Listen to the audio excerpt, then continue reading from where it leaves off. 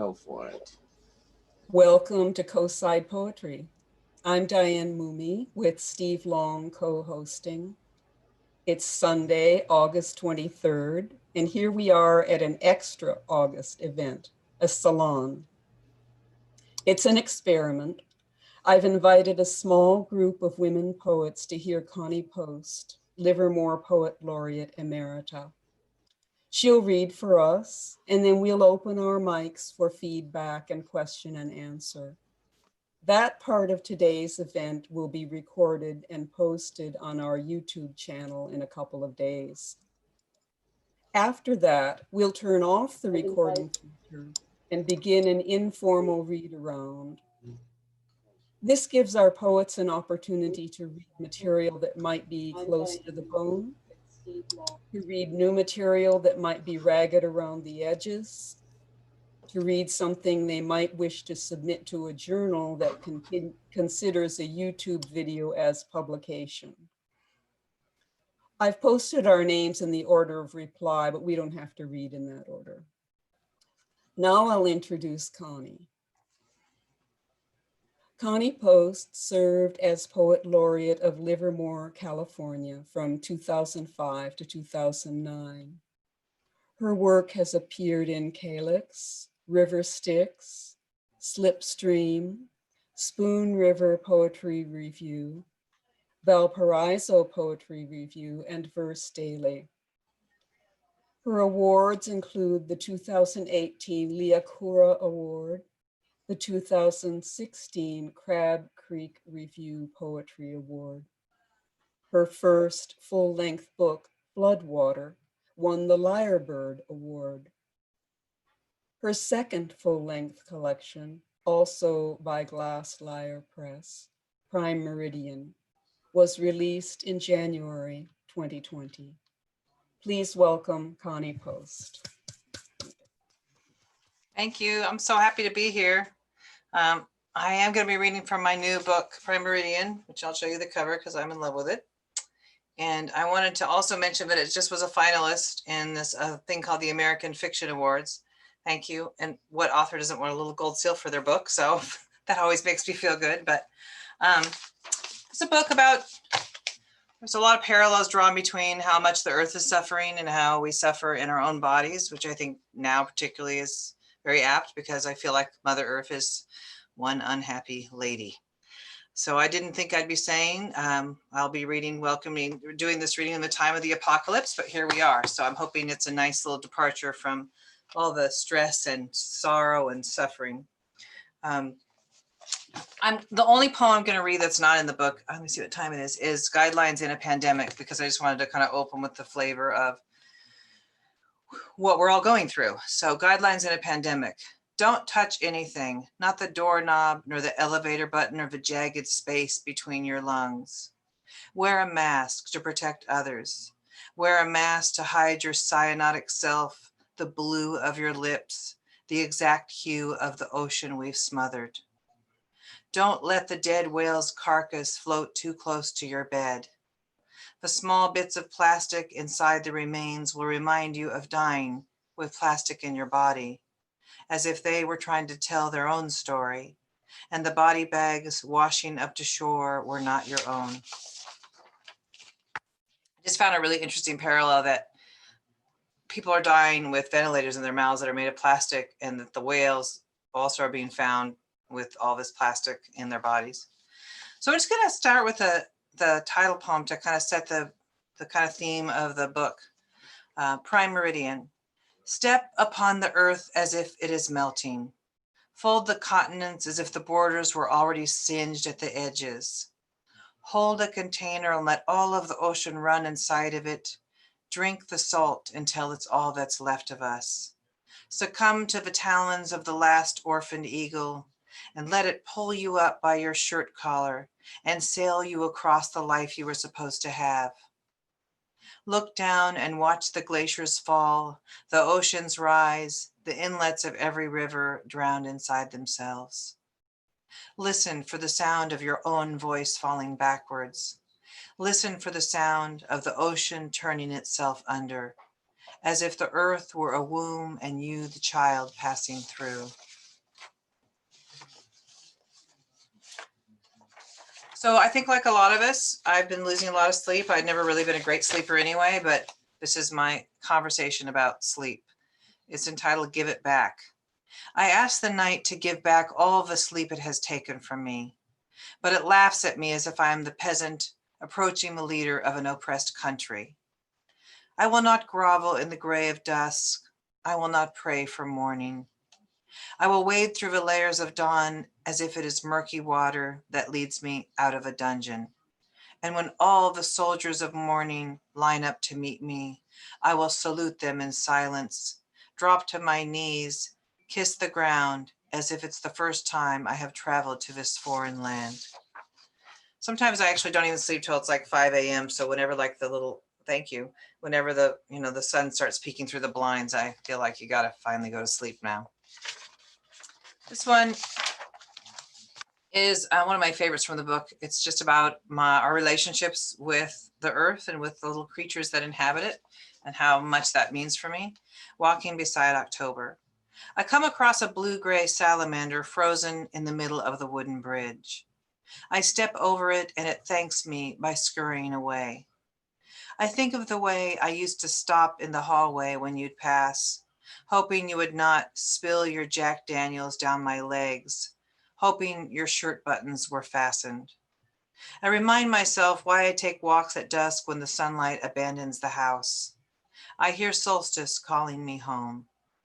I hear the salamander move the weeds aside and run back to the shallow creek bed.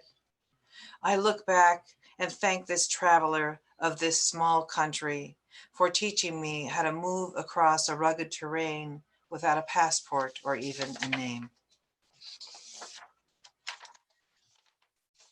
The next one, kind of on the earth-based theme, is Fault Lines. This is actually the opening poem of the book. Fault Lines. A small earthquake is reported 50 plus miles from where you live. You wonder if that explains why you tripped last night while meandering in your sleep. It's morning. You go to the kitchen, drink dark coffee, and pet the dog. As the day rolls by, you think about a geologist crossing a room, quickly studying spikes and patterns, finding a way to give a numerical value to the Earth's unsettled self. 4.2 has its own meaning, magnitude, years, centuries. As evening descends, you look up facts about tectonic plates and oceanic crusts. You haven't spoken to your family in 15 years. You wonder how much longer a fault line can maintain its own silence.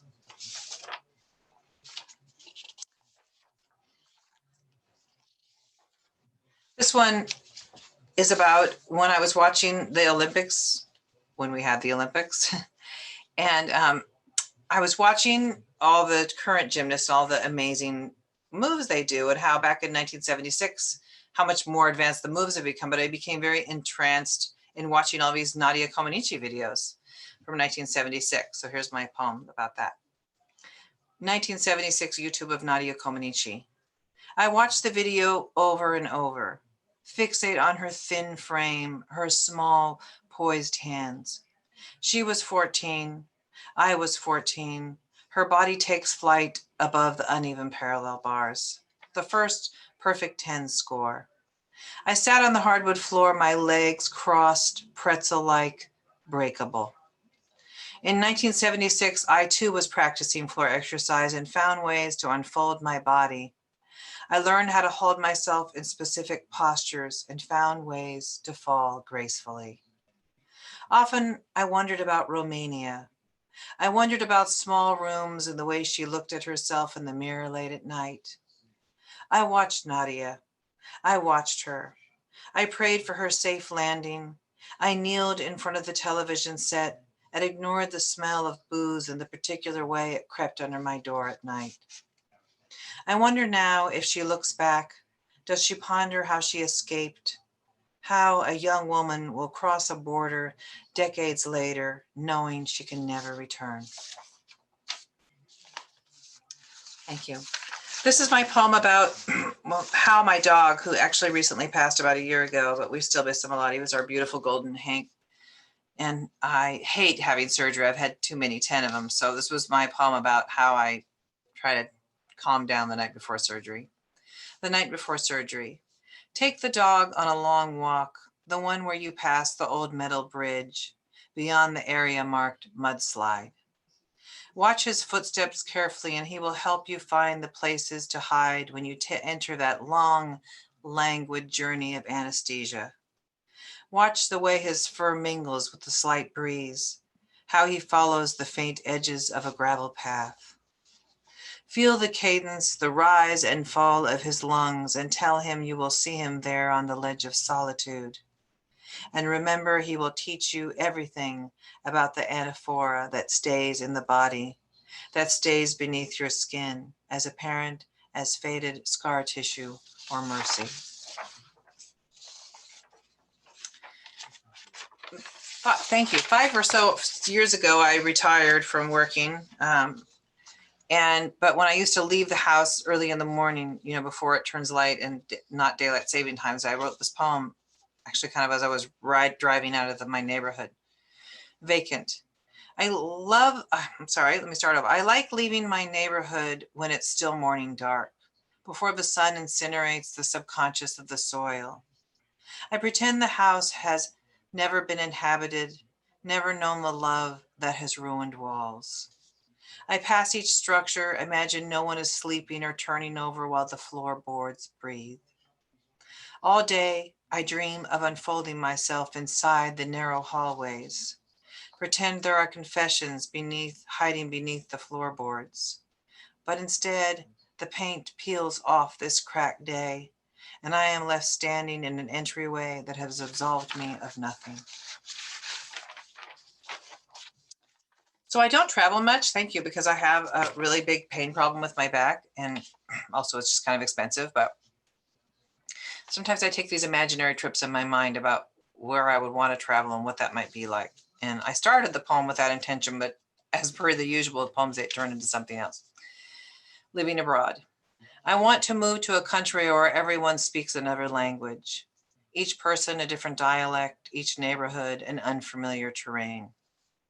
I want to live in a back house where the gardener understands why I will not water the flowers. I want to live at the end of a dirt road where the path has blended into the field. I want to listen only to the stories of the coyotes who cry out to me in the linguistics of forgotten tongues. I do not want to remember how love falls away and blends into the side alleys of an abandoned city. I do not want to know that you live halfway across town, broken in your Alzheimer's, broken from the decades we have not spoken. I will close the heavy door tonight, get out on my own. I will wander like a displaced foreigner, looking for a frail older woman who resembles you, who cannot speak my name. Thank you. After winter, the groundwater is contaminated. The birds are dying for unknown reasons. The moon is choking, the equator is bent. The ozone layer swallows its own tongue. The storm drains fill with acid rain. And the small invisible girl with the small porcelain doll is falling backwards. And all she can do is drink the water she was given. Find the boy who said he wanted to be a cartographer when he grows up, and begin unfolding his bruised hands. I'm going to see what time it is. I think I'm good. Okay. There's the last album that Leonard Cohen did was called You Want It Darker. So that's the introduction of my next 3 poems. And I do have a little bit of asthma, so hang on a second. Not a good time for asthmatics. Gardening. After my father would beat one of us, he would place flowers on the kitchen table the next morning. He cut the stems flush and laid the begonias in a circle in an inch of water. The lavender and fuchsia permeated the morning. We were called to breakfast. We ate waffles and said nothing of the raging blooms. The apologies buried in the ordered way the flowers were arranged. We looked down at our plates, eating, gorging, ignoring his sun-scorched hands. These days, I spend time pulling petals out of my body, placing a shovel in the open earth, placing flowers back into the ground. Thank you. So this is probably the hardest one for me to read, but I always so kind of just feel like it's kind of the meatiest one, kind of has the most context for my story. As probably most or all of you know, the Korean War was often referred to as the Forgotten War. So this poem is entitled Forgotten War. You stumbled through the house through most of the 1970s, sometimes muttering things about young Korean girls I didn't understand. You took long fishing trips to the dark water and wouldn't return until there was no breath left in that lake. I asked Mom about it once. I knew you had been in a war, sorry, and I knew you had been in a war, but didn't understand it had anything to do with your off-center gait, the rage you held in your right shoulder, the passing out at 7 p.m. on the couch. One day, I went to get a popsicle in the garage refrigerator and you were standing there, one hand as always on the Pabst Blue Ribbon, and I asked you, did you ever kill anyone in the war? You went silent and looked away, but I knew already. I knew it in the way you laid the hook fish out on the counter, the way you cut one long line down each body, severing their forgiven skins, taking the eyes out, saying they were a delicacy in other countries. You seeing in me how relieved I was they could not see you anymore. I knew the lake would somehow disavow the fish, as I have you. But at times when I drive past a murky lake, I still see us stumbling over the soul-soaked fields of our forgotten war. Soul is spelled like the soul, the capital. So S-E-O-L. Thank you. And I needed 1 second. Hang on. Particulate matter. That's my next poem, Particulate Matter. The next one is on the same theme. My dad was an avid fisherman, and so sometimes when you're an abused child, you attach a lot of your own experiences to these things external to yourself so you can cope with it better. So deboning a fish. I wonder what the fish saw in my father before he gutted them. Were they relieved to know they'd soon be out of misery? Relieved to stop gasping for air, to cease the futile flailing around the countertop? Did they wait within themselves and pray for the long knife? Did they remember the lake, its muddy bottom, knowing they can never return? You could tell me, and I already know that fish don't understand these kinds of things, but neither does a small child. At some point, don't we all beg for mercy? Thank you. I'm going to switch from fish to birds.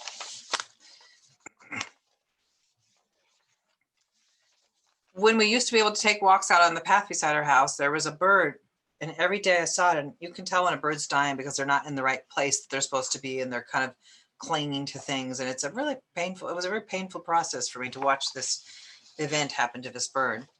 How to watch a bird die. Take the dog out early in the morning and notice the same eucalyptus, how the crow is still perched, half frozen, on the same midpoint of the tree.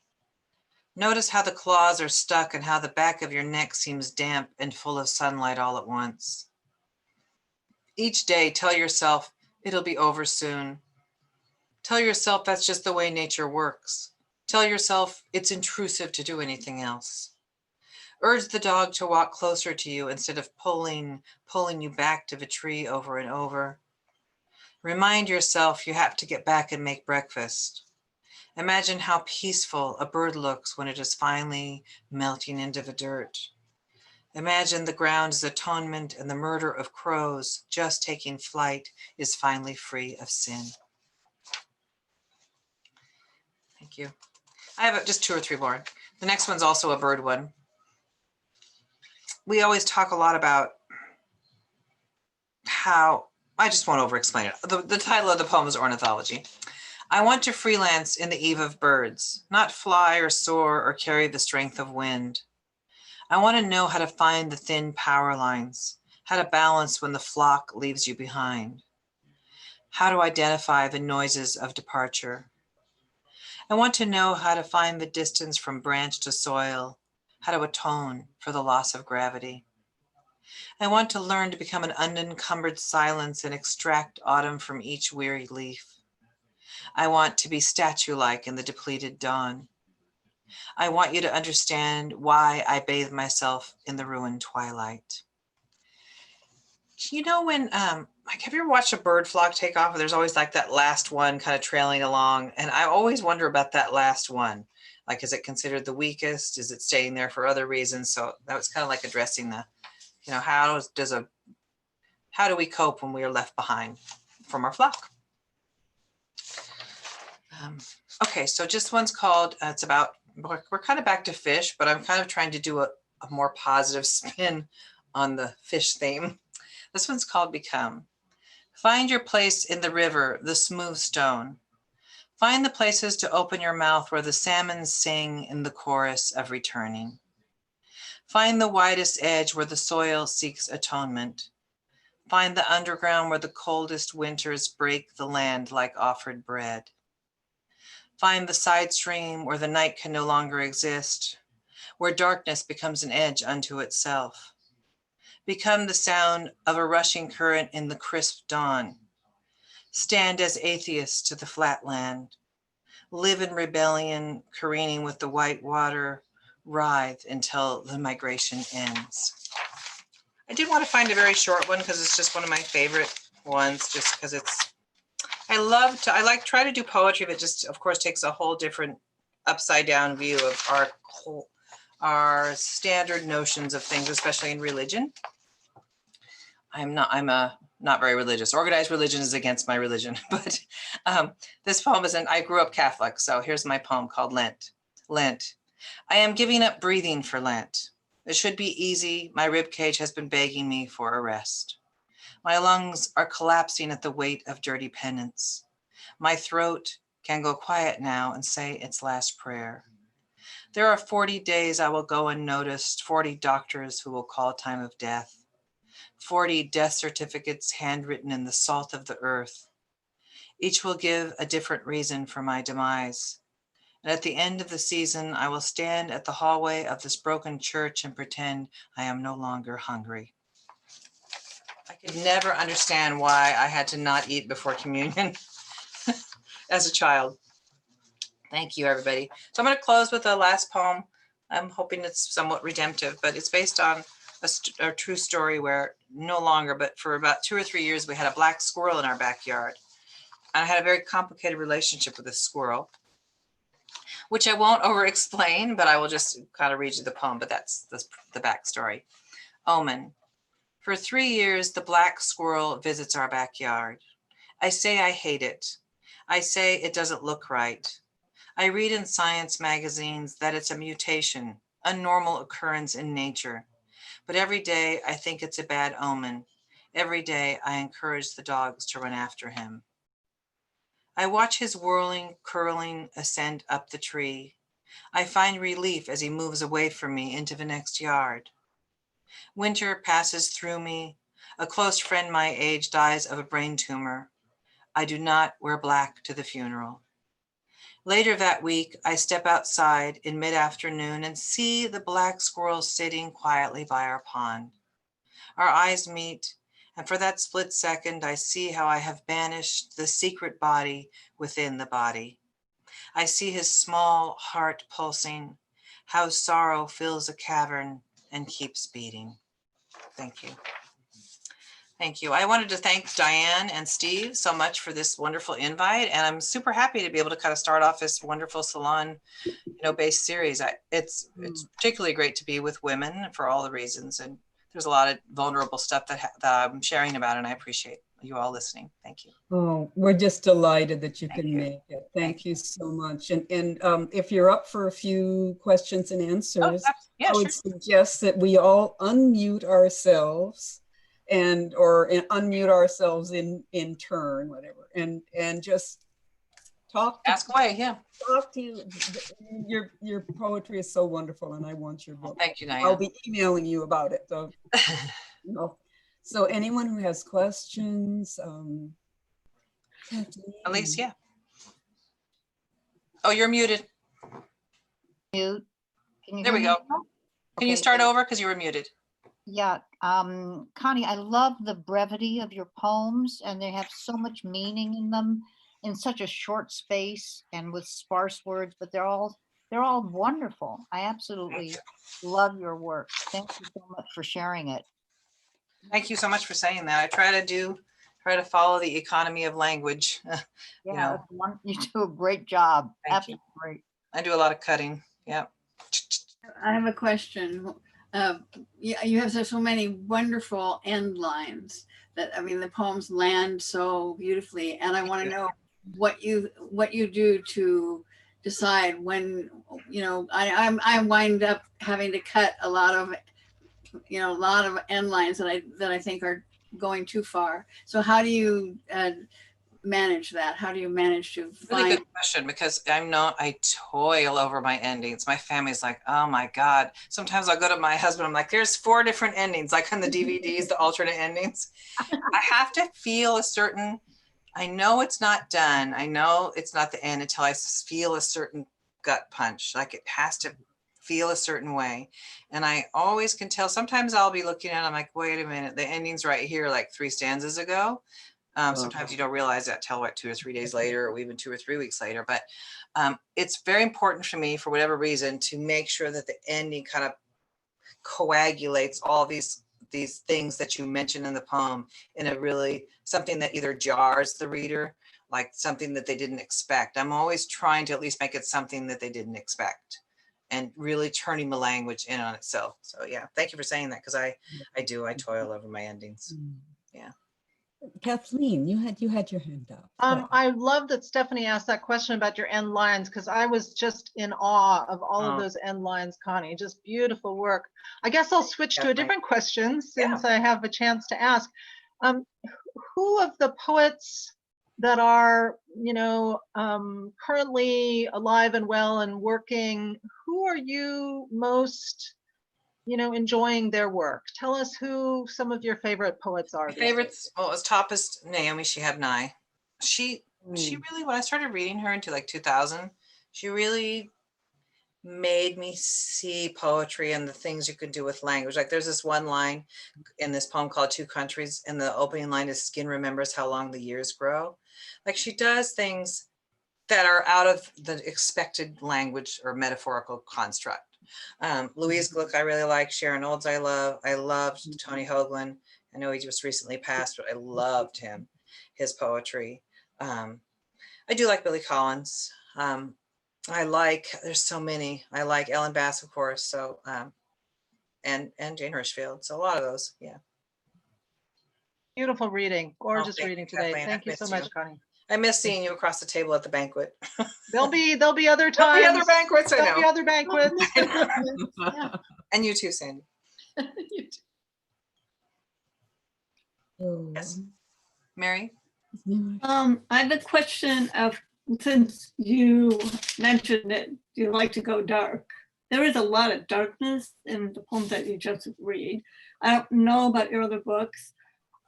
Is it through being cathartic, getting it out? Is that healing for you? Are you hoping others to delve their darkness? It's both. I mean, it's both cathartic. This book, to be honest, was the scariest book I've ever put out, because there's a lot of rules about families that have a lot of abuse that you're not supposed to talk about it. So it's both scary and cathartic, but it means a lot to me when I have people message me or email me who say that they had a similar thing happen in my book, or whatever gave them the courage to tell the truth to even one person. So I think it will always be scary to tell the truth in places that it's taboo. Like even Donald Trump's niece, I'm sure she's been shunned by the whole family. It takes tremendous bravery, but it's also very cathartic. And as a writer, I think that, we hope to move our own lives forward, but also others' lives, hopefully along with it. I think we all as writers hope to help others and talk about these dark truths that we're not supposed to talk about. And when does the light come through? Do you ever reach light? Oh, yeah, I think I kind of go through like the different islands. I mean, I think that as a human being, to express the darkness feels like a weight's lifted. And so, like I find healing through my family or through poets that I love. And um, I think we're in darkness when we're alone and we're isolated. And so I think we find more light in each other and it's the support of each other. I think that there was a statement made by a guy named John Bradshaw who was really popular in the 80s, but one of the things was we're as sick as our secrets. And I think as long as we keep secrets, they eat us away. They eat away at us. So yeah, I find both redemption and fear. I mean, I don't think as humans we're all either always in fear and always in light. I think we're just a mixture of like, a bunch of stuff every day. But thanks for asking that. It's a good question. Day and night, every day. Every night, especially now. Yeah. And I find as a survivor, when you go into periods like this where your basic safety is threatened, that you kind of go back to these old coping mechanisms that you had as a child when you didn't feel safe. And so like some of the disagreements I've had with my family about the pandemic and what we should do and not do is I'm very sarcastic. I'm Italian, I'm sarcastic. And I'll say, okay, we're hanging at the bottom of the Maslow'ian chart right now. So your feelings and need for self-actualization is not my top priority. We're supposed to be living. So when you do feel like you go down to these kind of survival modes, it definitely puts you back into these old places. So yeah. Sarcasm is always one of mine. It helps me. It helps me get through. Also, chocolate and gumdrops. All of the above. And candy Starbucks. beans. It's my one trip a day to Starbucks. Yeah. And walking. Oh my gosh. I have a question for you, Connie. Here's my buddy. I'm just curious, kind of, poet to poet question of, have you found that at this point in your writing life, and the life of your heart and mind, that some of the physical objects, images that you have been drawn to have shifted for you? Like whether it's lakes or birds or squirrels, even fish. Yes. I think that you have to kind of get the symbolism out about it first. It's the whole, in therapy, they call it reframing, which I find interesting right now with the framing that we're in. But yes, there's sometimes a transformation, like that poem about the black squirrel, that I was just really terrified for no rational reason. And that later I was able to find some healing in that and seeing that the things that were dark to you were dark because something was happening to you, not because that in and of itself was dark. So yes, there's been some transformation on some things. Or even I'm just wondering, in terms of curiosity, if some of them are going new places that you haven't discovered yet, or if you sense any of that. Yeah, sometimes. For example, I like to go to the beach because I never got to the beach as a kid. So it's something that's completely unassociated to growing up. So it feels completely free. But I mean, sometimes I think I'm just too dark. I mean, like for example, this is really dark, but my husband and I bless that man. We went to Tahoe and we're sitting out on this little deck and there's like this, we're drinking a lemonade or whatever.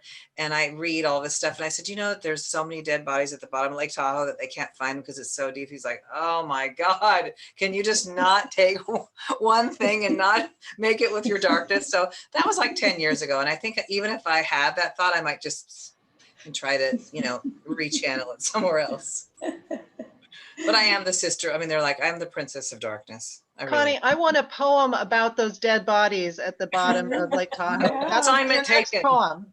A sestina. Oh, very good. Very good. Yeah, that's right. That's right. Always at the bottom. I think that there's just a way that you could have a lot of darkness in you, but you can also try to, in your later life, make some beauty out of it, like poetry, or even people who are musicians or artists or whatever. I don't want to be defined by my suffering, but I want to try to create from the suffering is what I want to do. Yeah. Sometimes reading another's poem about a suffering that I have, just reading it relieves it. Well, when I started reading Sharon Olds, I mean, I was just like going to the Ross. I had to go do something and I hadn't read her yet. It was like many, many years ago. And I was just like looking and I started reading. I never left the car. I was just weeping because she had the bravery to talk about her history first and was very criticized for it in the beginning, because I think always the pioneers of telling the truth are always initially very criticized. And so she was, like you're saying, especially somebody that really got in there. Yeah. Yeah. Oh, Susan, I thought you had your hand up. I did. In this talking of lightness and darkness, I've been doing a blog for some years on Emily Dickinson poetry, and I wondered if indeed you find current relevance in her work, or if you ever have gone to her, because certainly she is a poet of light and darkness. Not as much as I should have, to be honest. I mean, I know some of all her kind of most famous ones, but and I probably should delve into it more, but I've always admired her very, very much. I mean, my main thing that I take from her is tell the truth, but tell it slant. Because when I read a lot of poems these days, there's not enough mystery in the poems. They just kind of like tell the truth, and don't tell through a metaphor. So the biggest thing I've gotten from her probably is just make the metaphor the best it can be. Like, that part of one of the poems where I said in that particular way, the booze crept under the floor at night. Like, that's just a very subtle way. And you want to leave the reader with that. You want to leave the reader going, like, I wonder what's that. Their imagination gets to fill in the blanks for them. Yeah. I love these questions. Thank you. Would anyone else like to chime in? Ask something? Abby, I see your hand up and you're muted. Okay, I'm not There anymore. you are. You're good. Okay, I wanted to ask you a question. Do you ever notice that while writing poetry and through your poetry, there are so many so-called forgotten episodes that are quite dark that you thought you were coping with successfully? All of a sudden they surface, and not necessarily as shocking and traumatic as they used to be, but sometimes it seems to me, after all of that effort put into forgetting and getting over it and all of that, I don't even know that it happens. What is your experience with that? Good question. It's like got a lot of layers to it, but my first philosophy is I think we're just the sum total of our experiences. So however we carry those with us and make something out of it. But because I did forget some things, and there's a lot of things that I remembered.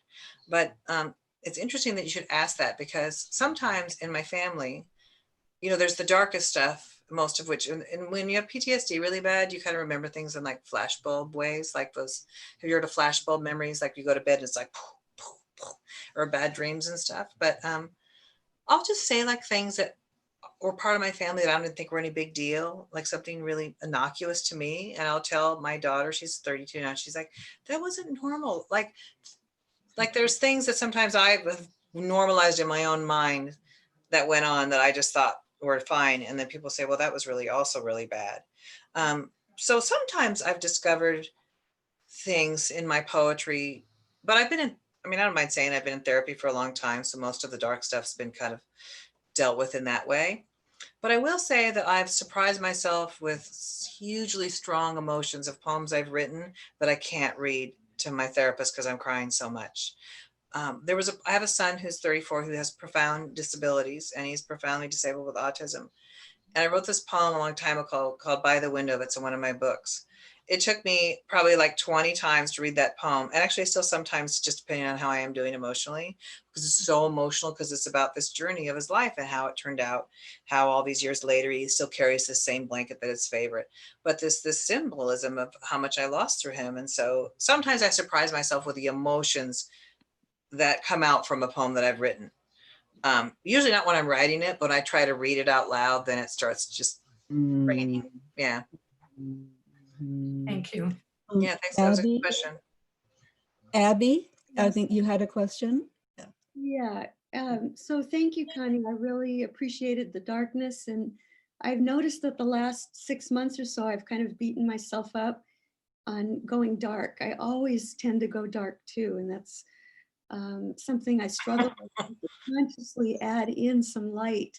Yeah. And it's it's hard for me to figure out where to put it and how. And sometimes I manage and sometimes I don't. I think that but I have to say something about that. I have really conflicted feelings about darkness in poetry, because I think there's this kind of a little bit of like this inherent amount of shame about people having a lot of darkness.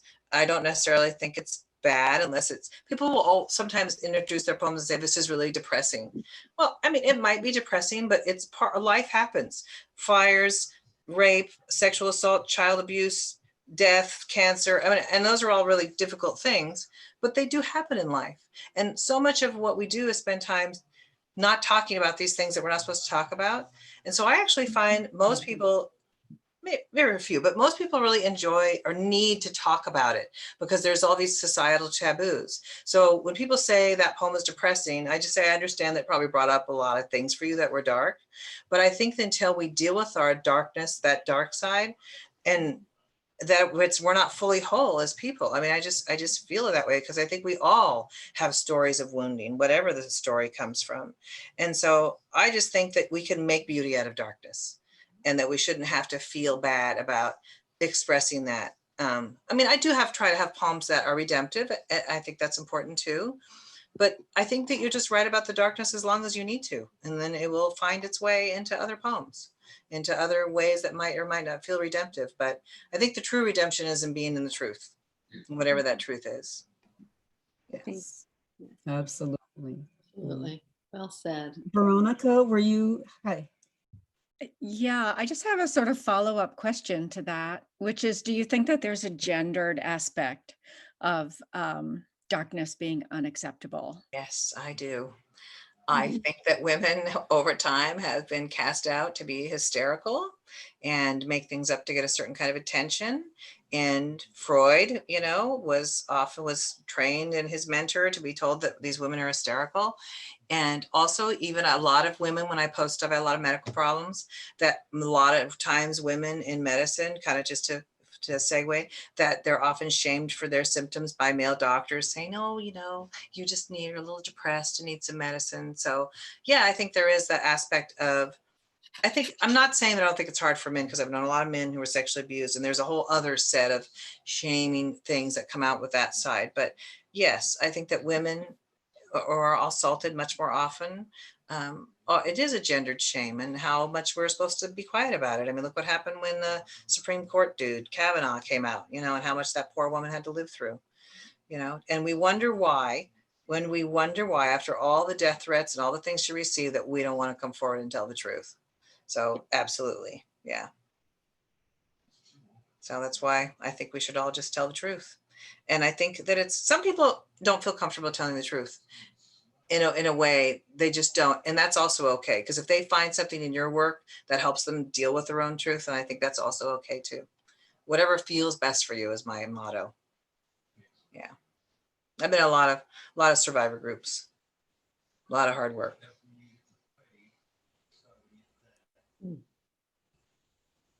Oh. A lot of really great questions. I really appreciate them. We went deep. It's wonderful. Yeah. Yes, and I don't want to cut it off while Whatever there's you want, still whatever you out there. Yeah. Nancy has a question. I do, but I'm hesitant, because this is a really fraught to open this. But since we're all here and we're language women, and we talked about gendered, I want to raise the issue of using the word dark, because of our other programming to always associate dark with bad. And that gets translated over to darker skin with bad. That's a good observation. Yeah. And so I try to, and when you switched it to say, well, we all have wounding and we can learn, and that let me breathe a little bit, and just flagging. I'm not trying to be language police, but I'm just flagging it, because trying to pay attention to the impact of what I say and how is something I'm No, that's a good point too. waking up Yeah. to. There's all these associations to that. And that's like a whole other conversation of all the associations to the word dark in both our own personal ways and of course in societal ways. I have a grandson who's biracial, and he is only 6, and he asked me, why do people with brown skin get treated differently? Why do they call it Black instead of African American? I mean, we have all kinds of talks about what that means, and it's an open conversation in our house. Yeah. And my husband's like a lot more just a positive person than I am. There's that word again, but he sometimes struggles with how I'm so, we'll just say wounded, but I have something, you know, dark or wounded or something from the underside to say about things. Yeah.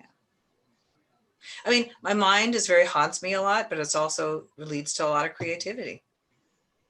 Yeah.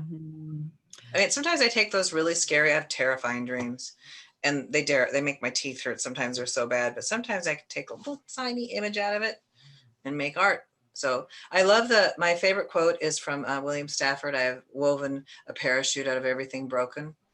Absolutely. I live by that.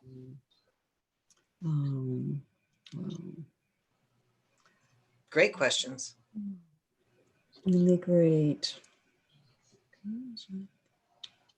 Well, thanks so much for joining. My absolute pleasure. And thank you all for Zooming with us. Please stay online for the next part of today's program. To everyone who's listening in on YouTube out there in the future, please consider joining us on September 8th, our next regularly scheduled Tuesday event, where we will hear Oakland poet Safia Erhilio. And goodbye for now. Stay safe, and we'll see you soon.